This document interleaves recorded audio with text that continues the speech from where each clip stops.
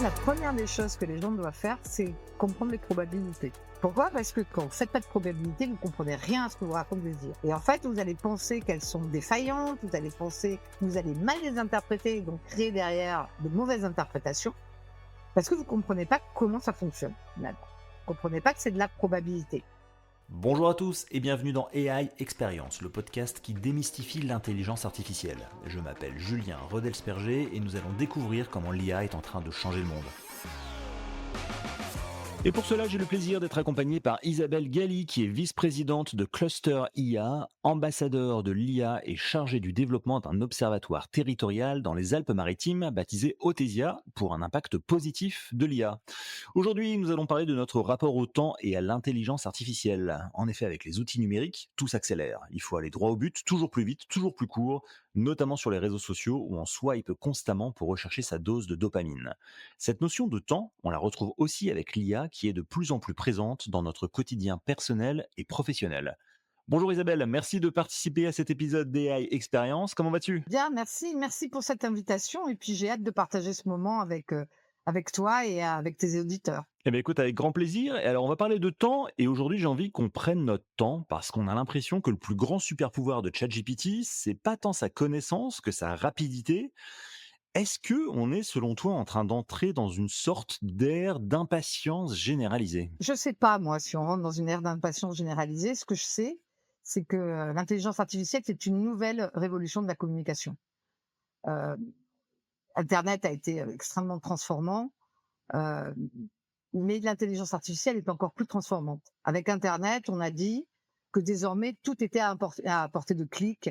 Et je me rappelle, on avait qualifié le nouveau rythme de travail comme étant les dog years, c'est-à-dire ce que tu pouvais faire en un an, désormais, tu peux le faire en 3 mois.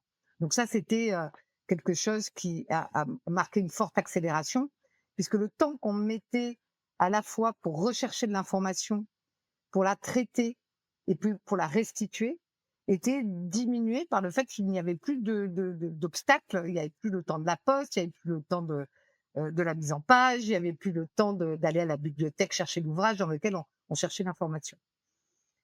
Avec l'intelligence artificielle, on arrive à une mise à disposition de l'information. C'est pas seulement aller la rechercher, c'est que carrément, l'IA nous met à disposition l'information parce qu'elle a non seulement la capacité à analyser, mais elle a également la capacité à détecter de nouvelles patterns, notamment les liens informationnels, les corrélations qu'il y a entre les informations. Et elle a la capacité à résoudre des problèmes et en même temps à préconiser des actions. Et enfin, de créer la connaissance qu'on lui demande. Donc tout ça, allié avec une évolution du matériel qui fait que la vitesse de transmission de l'information, la vitesse de computation des informations a extrêmement accéléré sur ces dernières années. Et bien maintenant, c'est non seulement tout est à portée de clic, mais toute réponse est à portée de clic. Hein, donc on a encore accéléré du temps. Hein, on vient de hacker finalement le traitement de l'information. Est-ce que tu crains pas qu'on rentre dans une sorte d'ère de dissonance cognitive un peu? Parce que d'un côté, je peux avoir une réponse, d'une IA en 3 secondes, mais si j'ai besoin d'une information, que je sais pas si je vais voir, les impôts, un service public ou autre, parfois il faut attendre plusieurs jours pour avoir une réponse. Comment est-ce qu'on gère justement ce décalage entre le quotidien, notamment des personnes les plus technophiles, et puis la réalité de notre société, de nos services publics? Qui n'est pas encore forcément aussi rapide que peut l'être une IA. La difficulté, c'est la promesse en fait derrière l'IA. Or, la promesse, en tout cas celle qu'on nous vend à l'heure actuelle, c'est une promesse d'efficience opérationnelle. Donc, une promesse d'accélération du temps de traitement. Or, euh, euh, l'IA, c'est pas que ça non plus. Ce n'est pas que de l'accélération du temps de traitement. C'est peut-être aussi améliorer un service. Mais que recherchent nos institutions, hein, qu'elles soient publiques ou privées d'ailleurs? C'est plutôt cette efficacité opérationnelle pour laquelle elles vont investir. Hein, aujourd'hui, on investit parce qu'il y a des gains de productivité à nouveau. On n'investit pas parce qu'on se dit que on va améliorer le service aux gens. Or, quand on parle de l'administration, on parle bien d'amélioration de service plus que de rapidité. Parce que si c'est être plus rapide pour détecter des fraudes et être moins et ne pas et toujours ne pas savoir comment détecter les gens qui sont en détresse, par exemple, bah, forcément qu'on va avoir des gens qui sont, mécontents des services publics parce que, il y aura ça suivra pas forcément le temps de traitement parce que les compétences, technologiques vont pas forcément être du côté du secteur public du fait que ce sont des compétences rares et donc extrêmement rémunérées et qu'actuellement il y a une mainmise des grands de la tech sur ces questions-là. Donc, en plus, un risque de privatisation de nos services, publics vers des sociétés de la tech parce qu'elles elles se diront plus efficientes. Et donc, ce manque de réactivité ne peut être compensé par nos services publics que par la génération d'un meilleur service, d'une meilleure prise en compte des besoins des citoyens. D'accord. Je pensais à quelque chose en préparant cette émission. On remonte très longtemps en arrière, 1995, campagne électorale, Jacques Chirac parle de fracture sociale. Aujourd'hui, j'ai l'impression qu'on pourrait parler de fracture numérique, voire d'électronisme parfois, où certaines, populations, notamment les plus précaires, sont moins à l'aise avec tous ces outils d'IA. Avec toutes ces nouveautés, avec toutes ces incertitudes, quels sont selon toi les impacts sur notre société au sens large? Qu'est-ce que l'IA dit de nous en tant que citoyens? Et si je me projette un petit peu, que dirait un sociologue de 2050 sur l'influence de l'IA aujourd'hui en 2025? Quand on parle de fracture sociale, on parle aussi de fracture numérique.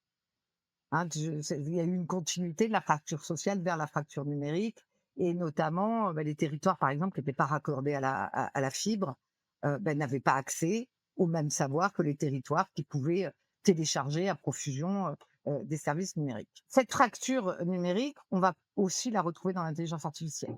Pourquoi? Parce que l'intelligence artificielle nécessite aussi du hardware, nécessite aussi de la puissance de calcul, nécessite aussi de la vitesse. Et donc, les territoires les moins bien équipés vont malheureusement être pénalisés par ça. Donc ça, c'est sur le côté aménagement du territoire qui crée de la fracture. Et dans la fracture sociale de Chirac, il y avait aussi cette notion d'aménagement du territoire. Et puis, il y a le volet accessibilité à la technologie. Alors, l'illettrisme que l'on a connu dans l'internet et qu'on connaît encore, hein, qui est la difficulté à comprendre les logiques sous-jacentes de ces outils numériques, conduit que certaines personnes ne sont pas en capacité, par exemple, de remplir leur déclaration en ligne ou de faire mieux encore une demande de subvention et donc vont être éloignées d'une ressource dans laquelle pourraient bénéficier. Avec l'IA, ça va s'aggraver dans la mesure où euh, on va avoir tendance à penser que le bot est la solution à tout. On va se dire, bon, finalement, nos formulaires, ils étaient trop compliqués, on va mettre aux individus des agents intelligents, et ces agents intelligents vont fournir des réponses adaptées en fonction du public, de l'individu. Donc, si c'est un enfant de 5 ans qui nous appelle, eh bien, il parlera comme un enfant de 5 ans. Si c'est une personne âgée de 95 ans, il tiendra compte des personnes âgées de 95 ans, mais ça nécessite que notre empathie, notre capacité à comprendre les besoins de l'autre augmente.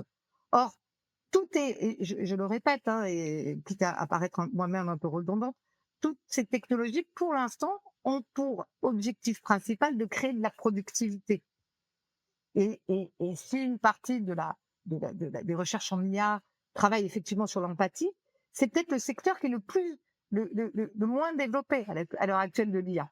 Hein, c'est la compréhension des émotions humaines par l'intelligence artificielle et ce qui est le plus difficile encore à l'heure actuelle à réaliser.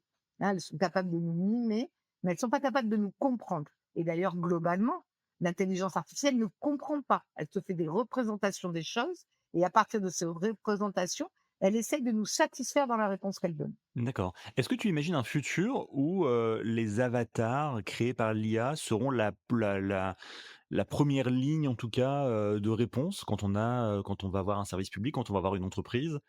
Si on se projette un peu dans le futur, est-ce que, aujourd'hui l'IA c'est des bots, c'est des chatbots? Demain ça pourrait être des avatars? Non, alors je pense pas. C'est-à-dire, c'est encore imaginer le monde de demain à partir du monde d'aujourd'hui. Internet, on a mis un peu de temps à comprendre que c'est le téléphone portable qui serait l'agrégatif, la façon d'agréger, pardon, tous les services Internet. Et ce téléphone portable, on l'a sectorisé par des apps. Et quand on parle d'avatar, on pense app en fait. On pense, on va recréer dans le téléphone portable, au lieu d'avoir des apps sur lesquelles les gens vont taper avec leurs doigts, hein, donc digital, on va avoir des apps conversationnelles. Mais c'est pas ça l'IA. L'IA, c'est plus global. C'est-à-dire que c'est un point d'entrée. Si on prend ChatGPT, les gens l'utilisent à tout et à rien à l'heure actuelle.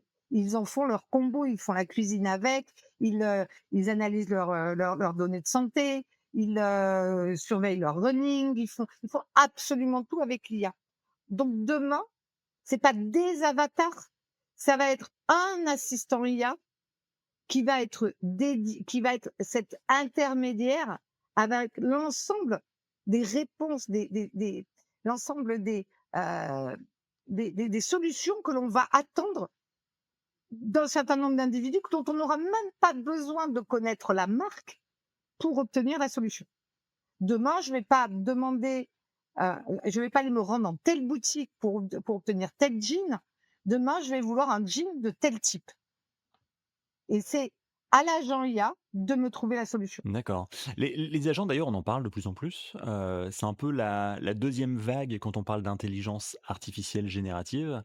Heu, Tu peux juste rapidement pour nos auditeurs réexpliquer, c'est quoi un agent?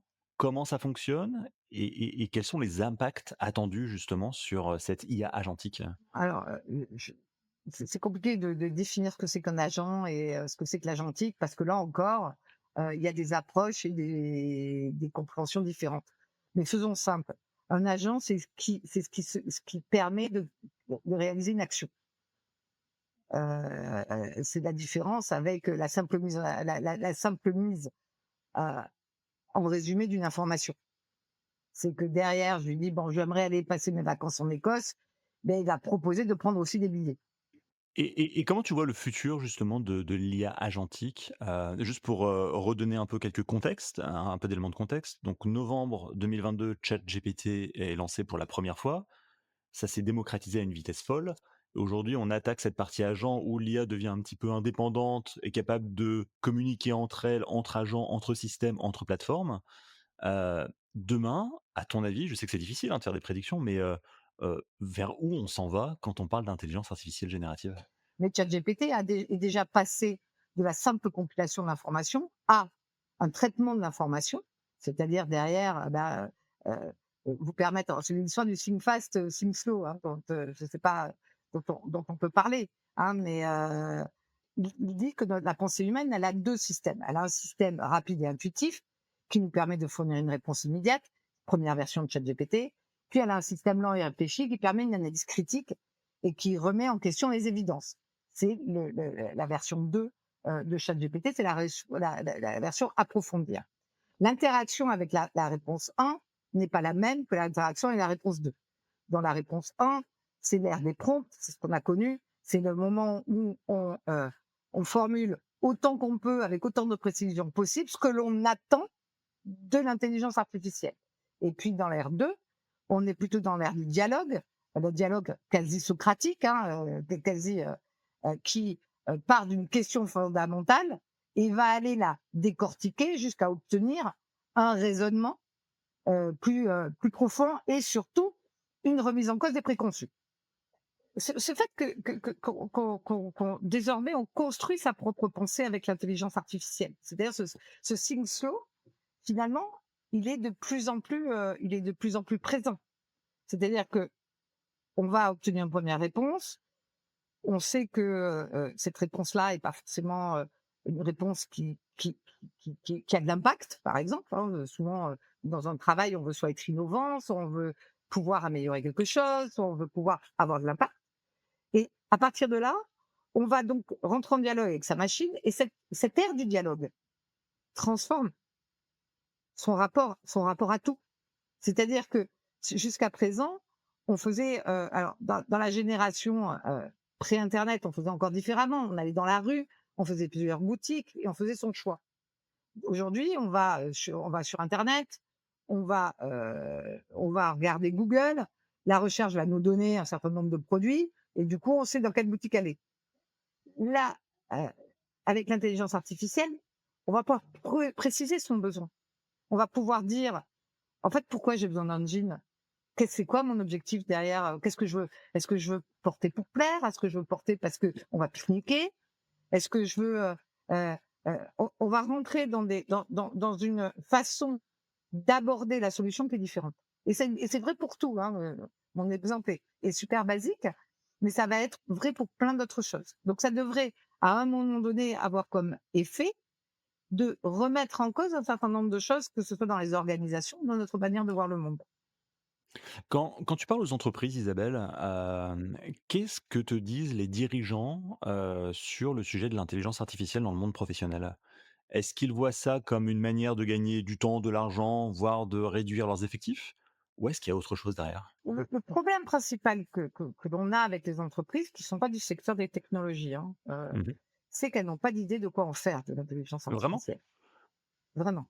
Elles sont pas, elles sont pas, elles vont avoir les idées que la tech leur donne. Mmh. En gros, elles ont compris que l'IA générative, bah, ça pouvait aider, le service marketing, le service des appels d'offres, en gros, là où il y a du rédactionnel, puisque c'est un outil rédactionnel. Donc elles réduisent souvent à l'essence l'outil qu'elles vont utiliser. Quand on va s'adresser à des professions particulières, qu'est-ce qu'elles attendent du coup? D'avoir leur outil spécialisé dans leur suite logicielle. Les experts comptables, ils s'attendent pas à travailler avec des assistants IA, ils s'attendent à travailler avec une solution qui a de l'IA dedans. On peut pas dire que les imaginaires sont très développés sur l'intelligence artificielle à l'heure actuelle. Et c'est vrai, y compris pour les professions créatives. C'est-à-dire que dans les professions créatives, on voit soit l'IA comme une menace, soit on la voit comme un outil. Mais on la voit pas comme une révolution possible de la manière de faire du cinéma, de faire de la photo, de faire de la créativité. Qu'est-ce qui manque pour vraiment appréhender les capacités de l'IA?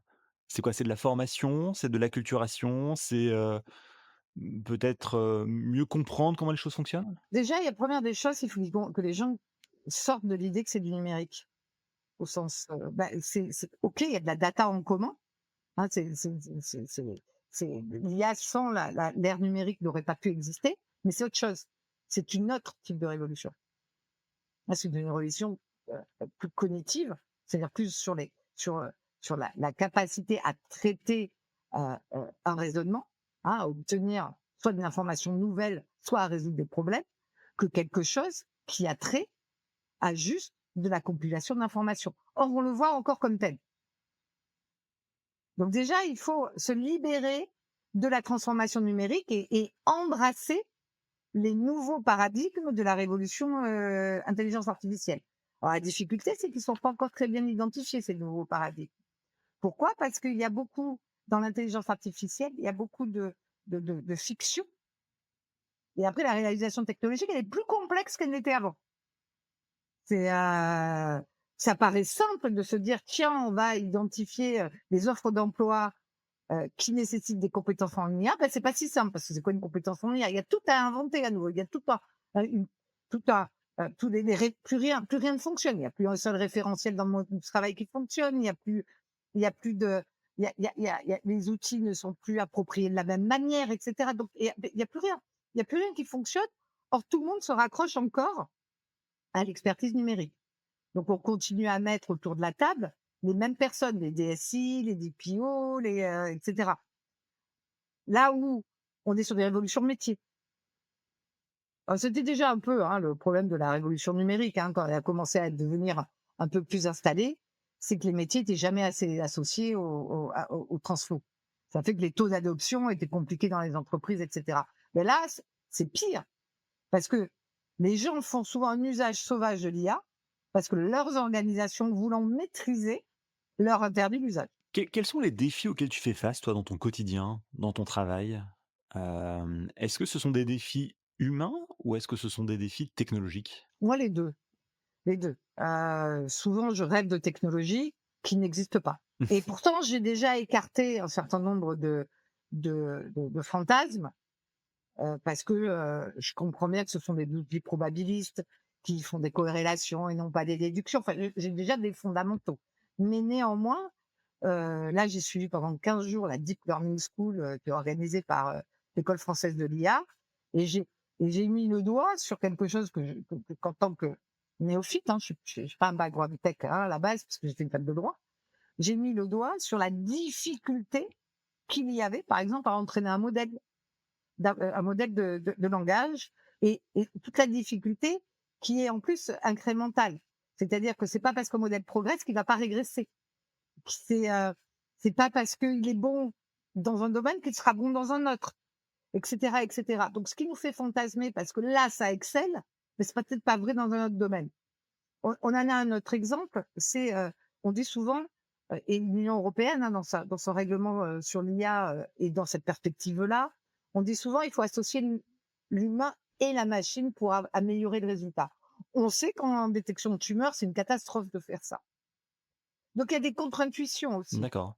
Tu peux développer ce côté justement détection de tumeur? Parce que, parmi les articles que je vois souvent passer, en termes sur le plan médical notamment, la gestion de la radiologie justement, des examens médicaux avec l'IA qui est capable de travailler 24 heures sur 24, 7 jours sur 7, avec parfois des résultats plus efficaces que celles des radiologues ou des professionnels de santé humains. J'ai l'impression que c'est un peu la nouvelle tendance et c'est vraiment la nouvelle solution qu'on peut apporter dans le monde de la santé? Et elles sont très performantes à détecter les tumeurs, les IA, notamment les tumeurs du sang. Sont- L'outil est excellent à faire ça. Donc il est bien meilleur qu'un Toubib pour le faire. Et c'est perturbant pour l'humain. Puisque l'humain, mais il y a quand même des erreurs. C'est-à-dire qu'un système d'IA qui est bon à 90%, c'est-à-dire que dans 10% des cas, il est mauvais. Et que dans 10% des cas, ça fait 100% d'erreurs pour la personne qui est affectée. Ouais, bien sûr. Et c'est pour ça qu'il y a toujours un humain dans la boucle. Eh ben, si on rajoute un humain dans la boucle, on baisse le taux on augmente le taux d'erreur, en fait. C'est une étude qui a été menée. Malheureusement, j'ai pas les références devant moi, mais une étude a été Mmh. menée. En fait, quand l'humain entre dans leur boucle, ça augmente, soit pas, ça augmente les faux positifs, soit au contraire, ça dit ce sont des faux positifs en parlant de l'IA. Et donc, ça augmente plutôt que réduire les erreurs. L'expertise humaine va rien apporter de plus à l'IA. Et comme elle est moins performante que l'IA, elle va au contraire conduire à plus d'erreurs. D'accord. C'est étonnant parce que depuis, 3-4 ans, toutes les boîtes tech nous vendent cette notion de copilote. De se dire: «L'IA va pas vous remplacer, l'IA va vous augmenter». C'est une stratégie marketing. Uniquement? Bien, unique. Pour toi, l'IA va nous remplacer? L'IA va remplacer plein de tâches Ouais, humaines, oui. Parce qu'on est moins performant. d'accord. Parce que, par exemple, une tâche de veille, bah, moi, le matin, j'aurai mon résultat de la veille de l'IA qu'elle fait en permanence. Mmh. Ce que je fais pas moi, j'ai d'autres tâches dans une vie. Puis il faut que je mange, que je dorme, et cetera. Donc c'est la veille permanente sera faite par l'IA. Et qu'est-ce que j'aurai à faire, moi? C'est réorienter la veille en fonction des résultats. OK. Et ça, c'est une tâche que je n'aurais Ça veut dire que c'est du temps de gagner pour toi, du coup? Tu peux faire d'autres choses, peut-être à plus forte valeur ajoutée? je peux faire d'autres choses qui sont pas forcément à plus forte valeur ajoutée. Ça, c'est aussi une notion qui est liée à la simple notion de productivité de l'IA. Mmh. Mais je pourrais faire d'autres choses, oui. D'accord. Qu'est-ce qu'on fait de tout ce temps gagné par l'IA? Pour revenir à notre question initiale qui était notre rapport au temps. Si l'IA nous fait gagner, je sais pas, 1 heure par jour, par exemple, qu'est-ce qu'on fait avec ce temps? Alors, comme toute accélération, ça entraîne de la souffrance, les accélérations. Hein, on le voit, la notion de burn-out, pourtant, dans les générations précédentes, hein, les heures d'usine, la souffrance au travail, elle existait déjà. Là, on assiste à de nouveaux types de pathologies, notamment le burn-out, donc des épuisements cognitifs. Et donc, pour éviter cet épuisement cognitif qui va être suscité par l'intelligence artificielle, puisqu'on est en concurrence constante avec elle, parce qu'on doit traiter aussi en information entrante. On a parlé pour l'ère du numérique d'info-obésité. Mais là, on va dialoguer sans cesse. Donc, on va tout le temps être, comment dire, on va être tout le temps excité par l'intelligence artificielle. Pour peu que ça rentre en plus dans ce qu'on aime faire. Oh là là, mais ça va être un terrain de découverte permanente, ça va être incroyable. Et donc, on va avoir tendance à s'épuiser. Donc, il va falloir qu'on apprenne à prendre soin de soi. Hein, ce qu'on appelle le care, où on prend soin de soi, soin des autres. Ça, c'est quelque chose qui va se développer parce que l'épuisement cognitif, c'est on sait beaucoup moins bien le gérer que l'épuisement physique. Où on a une connaissance, une connaissance, y compris des médecins, qui est plus longue, hein, une historicité médicale beaucoup plus longue, qui nous permet de mieux, je veux dire, quand vous n'arrivez plus à marcher, vous n'arrivez plus à marcher. Vous n'arrivez plus à penser, ça met du temps avant que vous vous en rendiez compte parce que justement votre fonction essentielle est défaillante. Quand j'interroge un peu mes différentes personnes dans mon podcast, et quand je pose la question: «Quelles sont les qualités à développer, dans un monde qui va être un peu gouverné par l'IA?» Un trait qui revient souvent, c'est cette notion de pensée critique ou d'esprit critique. Est-ce que selon toi, c'est vraiment le cas? C'est nécessaire? Et est-ce que cet esprit critique risque pas d'être un peu anesthésié par justement cette IA qui est tellement performante, rapide, immédiate, instantanée? L'esprit critique, c'est un objet complexe. On l'exerce peu d'ailleurs, hein, souvent on prend pour argent comptant ce qu'on nous dit. Alors ça fonctionne tant qu'on a des interlocuteurs de confiance. Ça fonctionnait aussi avant le numérique Mmh. parce qu'on faisait confiance à un certain nombre d'acteurs, notamment l'État. On avait confiance en l'État, par exemple. On avait confiance dans les journalistes, on avait confiance dans les politiques. Bon, tout ça, on voit bien qu'avec le numérique, ça a été remis en cause. Ouais, tous les corps intermédiaires, les syndicats, les associations, Tous ces relais qui devaient justement valider l'information pour qu'elle nous soit délivrée, voire traiter l'information. Je veux dire, quand on prend les syndicats, qu'on prend les syndicats patronaux, ils traitent la donnée économique d'une certaine manière et les syndicats de travailleurs traitent la donnée économique d'une autre manière. mmh. Et chacun, en fonction de sa proximité et aussi de la confiance qu'il a dans un syndicat ou dans l'autre, va se forger sa propre opinion. Au jour d'aujourd'hui, c'est pas comme ça qu'on se forme les opinions. Les opinions se forgent essentiellement sur les réseaux sociaux et ça a altéré la capacité, ça a altéré plus exactement les tiers de confiance. Donc il n'y a plus de tiers de confiance.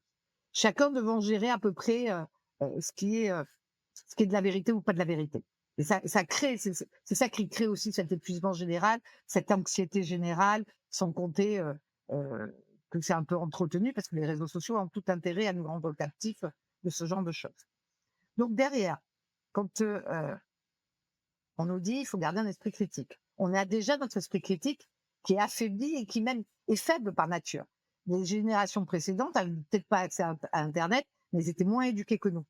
Donc elles avaient elles-mêmes un esprit critique elles devaient faire plus confiance que quelqu'un d'aujourd'hui qui est plus armé, par exemple, pour comprendre un problème. Alors demain, comment on va faire? Ben, le problème, c'est que pour avoir de l'esprit critique, il faut de la mémoire et de la connaissance sédimentée. C'est-à-dire que pour savoir que quelque chose est faux, il faut savoir que quelque chose est différent de ce que l'on a appris, par exemple. Alors, est-ce que c'est faux ou est-ce que c'est juste une remise en cause de mon savoir? C'est là que l'esprit critique entre en compte et qui va trier le bon grain du mauvais grain.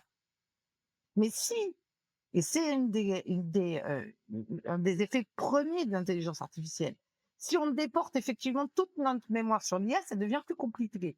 Donc il va falloir qu'on développe des méthodologies critiques qui n'utilisent pas la mémoire, ni la connaissance sédimentée. Est-ce qu'on devient paresseux? Est-ce que parce que l'IA nous donne des réponses prémâchées immédiatement, du coup on a moins envie de chercher, on fait moins d'efforts? Non, je crois pas. Je crois que là encore, on va se retrouver euh, entre les individus à qui une première réponse, un premier niveau de réponse satisfait. Et je dirais même, il y a des individus sur certains sujets, un premier niveau de réponse est satisfait, et puis sur d'autres sujets, ils vont approfondir. Mmh. Et puis les individus qui sont tout le temps en train de vouloir approfondir des sujets, hein, des intellos purs qui se questionnent tout le temps. Donc on va vraiment avoir ces deux tendances dans la population. Moi, je crois pas à l'abêtissement au sens propre du terme. Il y a un risque éducatif à l'heure actuelle parce qu'on ne sait pas encore mettre en place les outils de substitution du fait qu'on va déporter notre mémoire. Si je reprends dans l'histoire de l'humanité, hein, Socrate était opposé à l'écriture. Pourquoi? Parce que l'écriture rendait morts les mots. Enfin, le fait que les mots étaient écrits, on se questionnait plus en fait. C'était écrit, donc on partait de ce qui était écrit pour avancer. Et donc on se reposait pas la question fondamentale qui est à l'origine de la pensée socratique. Et du coup, pour lui, c'était une perte. Et puis après, cette connaissance qu'on avait développée dans les réponses, on a réussi à l'accumuler et puis après, on a réussi à la diffuser.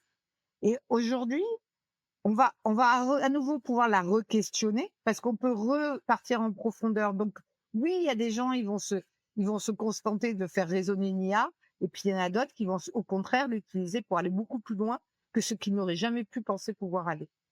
Mais on n'a pas encore les outils, on n'est pas armé pour évaluer le résultat des IA et évaluer les résultats des humains d'ailleurs aussi. Un des points clés quand on parle d'IA, notamment ChatGPT, Gemini ou autres, c'est qu'elles ont quand même globalement souvent tendance à être d'accord avec nous, à peu nous remettre en question et à ne pas vraiment faire en sorte de nous critiquer ou de nous confronter au réel.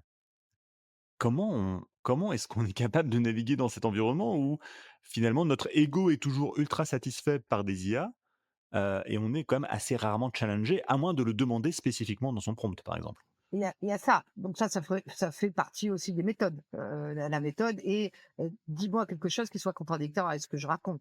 Et moi souvent, quand j'ai une pensée, ben, je demande à ChatGPT non pas de la réécrire, mais au contraire de la critiquer ou de la compléter ou enfin, en fonction de l'objectif que je compte atteindre. Si je veux faire des lignes, je demande de la compléter.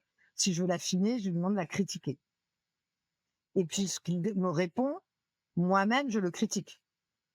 Et donc de ce dialogue naît, donc c'est bien de la méthode, hein, de ce dialogue naît une réponse enrichie qui, heu va beaucoup plus loin et qui n'est pas satisfaisante en tant que telle. Puisque quand je lui dis, «Critique-moi», il va pas il alors oui, il va chercher à me satisfaire, mais dans la mission que je lui ai assignée, pas dans le résultat. En tant qu'experte de l'IA, à quel point tu utilises l'IA dans ton quotidien, dans ton travail ou dans ta vie personnelle? Ouais, Tout le temps? tout le temps, Ouais. ouais, tout le temps. Je alors, par contre, je suis un peu monomaniaque, hein. C'est-à-dire que, j'utilise beaucoup l'IA, Mmh. générative. Enfin, par exemple, j'utilise beaucoup ChatGPT, Perplexity, et après, je fais encore ce travail manuel de reconsolider. Je fais un peu du PowerPoint déjà, assisté par l'IA, mais je suis pas j'utilise aussi la prise de notes, pendant les réunions, pendant, ce qui me permet de après moi-même réécrire, hein, des comptes rendus, mais d'avoir cette prise de notes qui est déjà rédigée. Voilà, en fait, partout où, elle m'est facilement accessible, je l'utilise. D'accord, et ça te fait gagner du temps au quotidien? Je pense pas. Je pense que ça non, je pense pas. Non, C'est pas un peu paradoxal? Parce que c'est censé être un peu le but finalement de l'IA, de te faire gagner du temps? non, mais par contre, je vois qu'un compte rendu de réunion, il va être plus riche. Il y a des choses que j'aurais oubliées parce que j'ai pas une bonne mémoire de la conversation. Je perds déjà les questions quand on me les pose. Alors, j'ai pas une bonne mémoire, conversationnelle. Du coup, il va bien m'aider là-dessus et je vais retrouver des éléments à mettre en avant. Par contre, il sera très mauvais, dans, dans la structuration de ce qui est important, pas important et de ce qui est stratégique et pas très stratégique. Pourquoi? Parce que comme on les laisse pas vraiment, analyser tout ce qu'on fait, on leur permet pas de comprendre vraiment nos attentes, hein, non plus. D'accord. Tu parlais tout à l'heure du livre, Pensée rapide, pensée lente, système 1, système Ouais, 2. Hem, Daniel Kaderman, maintenant que j'ai retrouvé son nom. exactement. Prix Nobel d'économie, si je dis pas de bêtises, et qui est vraiment notamment un ponte dans le domaine des neurosciences. Sur ce sujet de pensée lente, est-ce qu'aujourd'hui, l'IA risque pas d'arrêter de nous faire penser lentement? Je veux dire, est-ce que quelque part, on devrait faire une éloge de la lenteur, prendre le temps de réfléchir, philosopher et cetera, dans un monde où tout va vraiment, trop vite et est très instantané? Une question un peu philosophique, hein, quelque part, mais Ah ouais, non, mais très philosophique, hein, elle est très philosophique et pour moi, elle est plus liée à notre sociétal qu'à notre technologique. C'est-à-dire que notre technologique vient en réponse de ce besoin sociétal d'accélération, qui est lié essentiellement, avec, le capitalisme, hein, clairement, la notion de productivité et la notion que seule la croissance peut résoudre les besoins humains et qui est challengée par ailleurs par des défis sociétaux importants, dont le changement climatique, dont, hein, donc qui fait que les modèles, capitalistes productivistes, sont aussi questionnés. Donc on voit apparaître pas mal de mouvements du slow, hein, après avoir tout accéléré et je pense que on est dans la dernière phase d'accélération, mais faut toujours imaginer qu'après l'IA, il y aura encore une autre phase d'accélération. Mais quelque part, ça va quand même peut-être,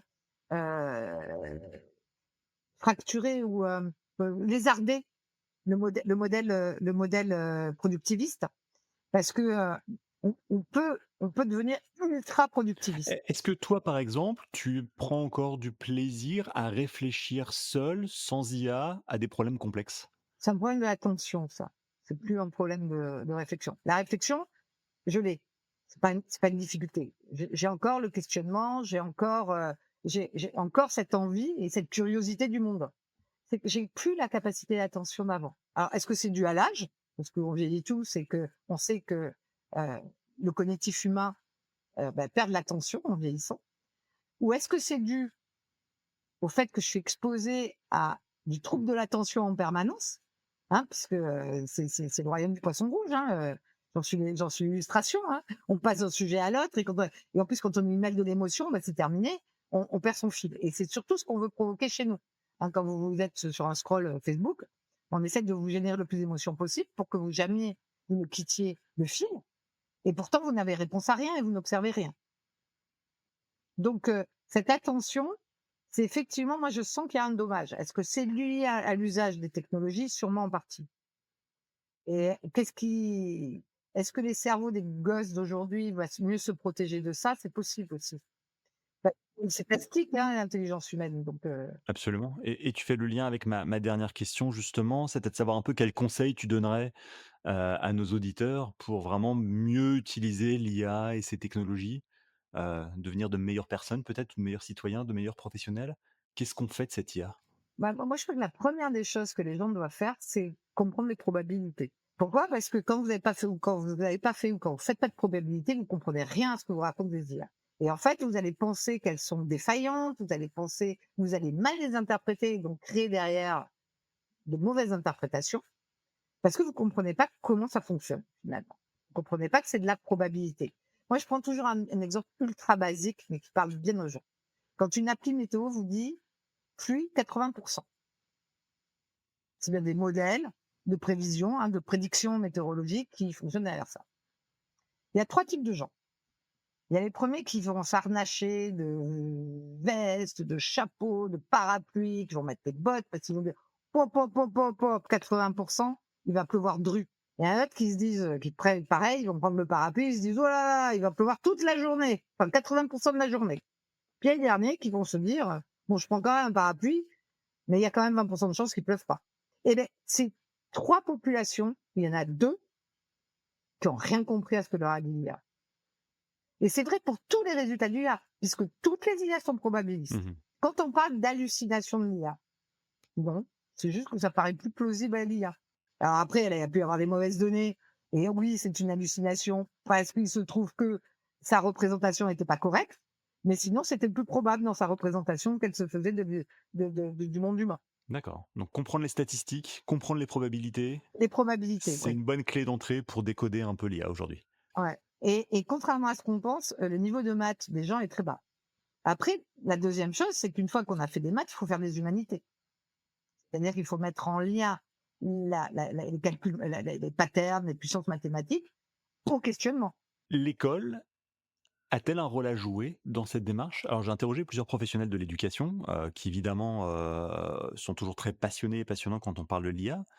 Mais ce que je veux dire, c'est qu'au quotidien, c'est un changement de paradigme, c'est un changement sociétal. Alors l'école, elle a un rôle qui est beaucoup trop grand pour elle, en fait, hein, dans l'affaire de l'intelligence artificielle et du numérique aussi d'ailleurs. Parce que l'école, elle doit éduquer non seulement euh, à ces nouveaux environnements, hein, que sont les intelligences artificielles, mais en plus, elle doit éduquer les enfants à s'en protéger. Mmh.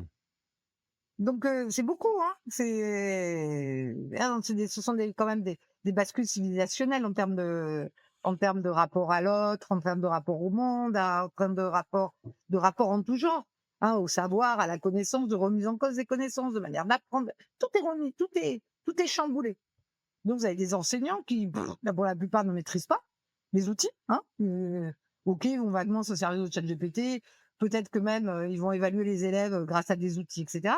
Mais tout le monde apprend en même temps là en ce moment, hein. Donc c'est quand même compliqué. Donc on doit apprendre à protéger les enfants, à leur apprendre à se protéger eux-mêmes, et on doit apprendre également leur dire, ben voilà comment demain le monde sera pour vous, puisqu'on doit leur développer des compétences. Je Mmh. Il y a beaucoup de théories sur tout ça. Euh, il y a des points clés, la mémoire, l'attention. Est-ce que, euh, est-ce que les méthodes pédagogiques à l'heure actuelle travaillent ces deux aspects-là? Mmh. Donc la formation des enseignants. Ouais, et ouais, ouais, et puis surtout les enfants. Est-ce qu'on leur fait apprendre des poésies ou pas? Mmh. Non, parce que ça ne veut pas contribuer à la question de la mémoire. Est-ce qu'on doit leur donner des travaux de longue haleine pour leur apprendre l'attention? Ça veut dire gérer des gamins qui sont pas contents, hein. Comment est-ce qu'on leur apprend des méthodes critiques et qui les a écrites? Est-ce qu'on leur apprend l'esprit critique? Est-ce qu'ils en sont encore capables?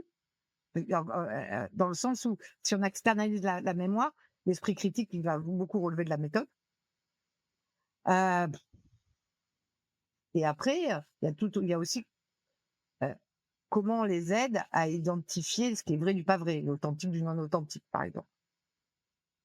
Parce que enfin, les univers virtuels vont être plus prenants, hein, vont être plus immersés en immersion que par le passé. Donc là encore, la notion de réel pas réel. Donc, est-ce que des activités de longue haleine dans la boue seront pas partie des activités pédagogiques? Bon, on va rappeler ça poterie, hein, vous voyez ce que je veux dire? C'est c'est c'est forcément des choses qui sont des basiques que l'on a, puisque l'éducation en tant que telle ne change pas énormément. La manière d'apprendre à l'autre, elle ne change pas énormément. Mais dans ces basiques, qu'est-ce qu'on fait monter, ce qu'on fait descendre, et surtout, euh, vis-à-vis de quoi on met en garde et comment on développe des nouvelles méthodes. Donc de ce que je vois, en tant qu'ambassadeur de l'IA, expert de l'IA, tu devrais pas manquer de travail dans les années à venir. Non, non, non, je pense que, en plus, dans le règlement de l'IA, il y a l'acculturation est un axe central. Donc, bien évidemment, moi, ma difficulté, c'est plutôt là encore, de trier, parce qu'il y a beaucoup de gens qui vont vous former, mais qui vous forment à rien, en fait, hein. Quand on vous dit qu'on vous forme au prompt engineering, par exemple, alors, il y a des bonnes formations au prompt, hein, j'imagine, mais souvent, la proposition de valeur, voilà, comment tu vas parler le mieux à ta machine. C'est un peu l'anti-co-développement avec l'IA, pour le coup. Hein, c'est pas une progression mutuelle, hein, une coopération entre l'IA et soi, c'est plutôt comment je lui donne de meilleures injonctions, quoi. Ouais, bien sûr. On est moins sur la coopération que sur l'injonction. Je trouve ça, alors ça paraît intéressant parce que par ailleurs, ils ont des arguments sur l'écologie, parce qu'il y a moins d'inférences, donc s'il y a moins d'inférences, ça a moins d'impact, enfin tout ça. Mais moi, ça me paraît bizarre d'aborder la question de la formation à l'IA par des trucs et astuces. Compter, c'est un truc et astuce. Absolument. Bah, écoute, ce sera le mot de la fin. Merci beaucoup, Isabelle. Alors, à la fin de chaque épisode, l'invité du jour doit répondre à une question posée par l'invité précédent. En attendant d'écouter la tienne, je vais te laisser écouter celle de Claire Mathieu, qui est directrice data et IA chez Suez.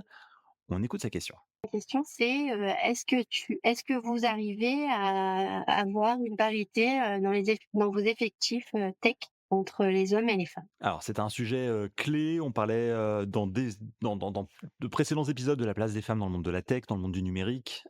Et donc là, Claire faisait référence effectivement à cet impératif en matière de diversité et notamment entre les hommes et les femmes. Quelle est ta vision des choses? Alors, je pense que la vision est beaucoup plus complexe que ça quand on aborde la question de l'IA. Parce que l'IA, il y a deux choses. Il y a la représentation du monde que se fait l'IA. Et cette représentation n'est pas tant liée aux développeurs qu'au fait que le monde est ce qu'il est, c'est-à-dire il n'est pas à parité, et que surtout historiquement il n'est pas. C'est-à-dire que l'égalité homme-femme est extrêmement récente. Donc imaginez un modèle apprenant qui apprend l'histoire de l'humanité. Je pense que dans ses réponses, il aura forcément tendance à penser que le masculin est supérieur au féminin. Puis si on lui demande des règles de grammaire, il va bien dire que le masculin l'emporte sur le féminin. Alors, donc, on a le monde tel qu'il est, et ce monde tel qu'il est un monde où il n'y a pas d'équité. Entre les hommes et la femme, il n'y a pas d'égalité. C'est vrai aussi pour les données de santé. l'historicité des données de santé est beaucoup plus importante sur les hommes que sur les femmes, puisque longtemps on a étudié que les hommes, puisque c'était eux l'outil productif de l'industrie. Et donc, c'était eux qu'on voulait soigner avant tout. Les femmes étaient assez contrôlées. Donc, on a vraiment, dans toute la data, on a un vrai problème. Et ce problème-là, il va être complexe à résoudre parce que si on le résout trop, ça va réécrire l'histoire, ça va devenir quasi wokiste. Et puis, il y a un exemple qui a été illustré dans la presse américaine qui a parlé de Dali, qui avait fait une illustration des pères fondateurs de l'Amérique et qui, après avoir été corrigé, avait illustré par une femme noire au milieu de ces hommes blancs qui étaient les pères fondateurs des États-Unis d'Amérique. Donc, réécriture de l'histoire, donc wokisme, enfin bref, les Américains, les magas ont sorti les pancartes et ont crié au complot. Donc, il y a ça fondamentalement. Et il y a en face de ça, le fait que dans la tech, il y a plus d'hommes que de femmes. Alors déjà, ça vient du fait que dans nos écoles d'ingénieurs, il y a plus d'hommes que de femmes. À part au Maghreb, où il y a une supériorité du nombre de femmes sur le nombre d'hommes en élèves ingénieurs, je connais partout ailleurs, c'est toujours une majorité d'hommes. Donc, à quoi c'est dû? Bon, c'est dû au fait, à un point culturel qui est la manière dont appréhendent les femmes leur monde, c'est-à-dire elles veulent exceller, par exemple à l'école, et donc la mathématique étant plus complexe, pour avoir une mention, elles vont laisser tomber des maths, par exemple. Elles vont aussi répondre à l'injonction sociale, qui est qu'une femme, ça doit avoir des valeurs féminines, et dans ces valeurs féminines, c'est le care, c'est elles qui sont à la charge du soin à l'autre. Et donc, elles vont s'orienter vers des métiers, quand elles font des études scientifiques, plutôt des métiers de la médecine, de la biologie, etc. Donc, on va avoir une déficience sur la tech. Ça vient aussi des univers tech en eux-mêmes.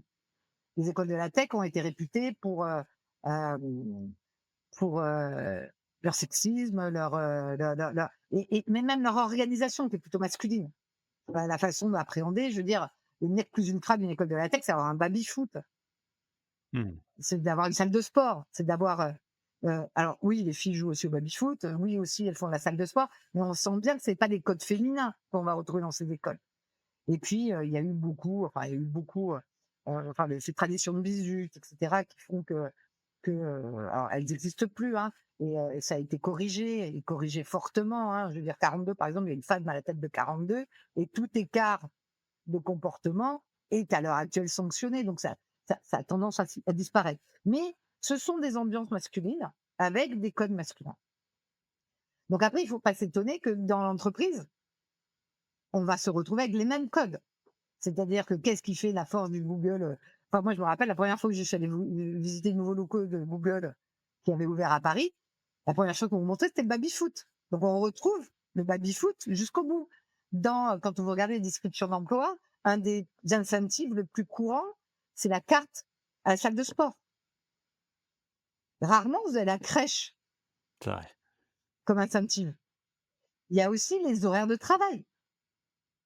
Il y a aussi l'organisation du travail. Les femmes sont plus en demande de télétravail parce qu'elles ont la gestion des enfants. Quand on a une politique de retour sur le milieu du travail, ça pose problème.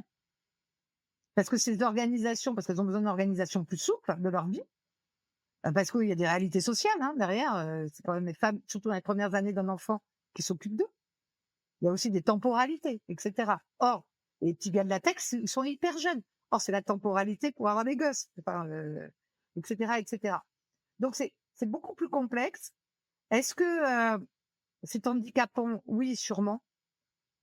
Est-ce que c'est à corriger? Oui, certainement. Par contre, la solution, elle est difficile, si ce n'est de se dire que l'IA, c'est pas qu'une question de technologie, c'est aussi une question de métier, c'est aussi une question d'humanité. Et là, la place et la vision des femmes est tout aussi légitime, voire plus légitime, puisqu'elles sont discriminées dans la tech, donc elles pourraient être survalorisées sur le métier et sur les principes d'humanité de l'IA. Et c'est peut-être un peu ce qui arrive. On voit dans les profs d'université, il y a beaucoup de femmes.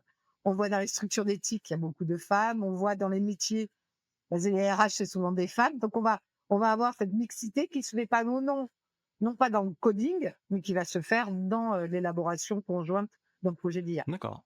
Parfait. Bah, écoute, merci beaucoup. Alors à toi à présent, quelle question est-ce que tu aimerais poser au prochain invité? Ouais, moi, ma question à laquelle je suis confrontée tout le temps et que je me pose en permanence, c'est un peu celle qu'on a parlé, c'est est-ce que nous travaillerons encore en 2050 et surtout à quoi nous travaillerons? Est-ce que une fois qu'on aura confié toutes les tâches productivistes à l'IA, on pourra continuer à appeler ce que l'on fait du travail? Est-ce que la base sur laquelle on sera rémunéré sera l'évaluation de nos expertises et notre productivité? Ou alors est-ce que le travail humain va devenir quelque chose de complètement différent avec peut-être des activités qui sont plus liées à ce qui est moins valorisé aujourd'hui, c'est-à-dire le soin à l'autre? Parfait. Eh ben, écoute, merci beaucoup de ta participation, Isabelle. Je rappelle que tu es vice-présidente de Cluster IA, ambassadeur de l'IA et chargée du développement d'un observatoire territorial pour un impact positif de l'IA. Merci beaucoup d'avoir participé à ce podcast. Si vous avez aimé cet épisode, n'oubliez pas de vous abonner à l'émission sur votre plateforme de podcast préférée. Votre soutien compte et vos commentaires peuvent aider à partager cette expérience avec d'autres. Vous pouvez aussi visiter le site web ai-experience.io pour aller plus loin. À très vite pour un nouvel épisode.